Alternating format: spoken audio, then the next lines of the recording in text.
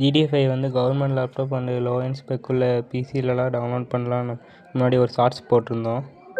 அந்த ஷார்ட்ஸில் போட்ட கேம் ப்ளே தான் இது.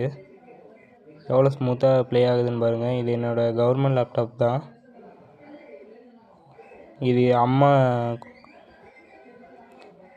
கொடுத்த மாடல் E4124 மாடல் தான் லேப்டாப்பு.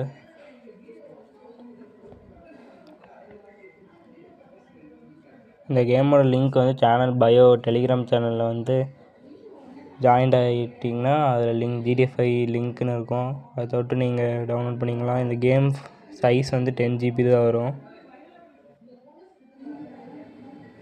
இதே மாதிரி ஹிட்மேன் அப்புறம்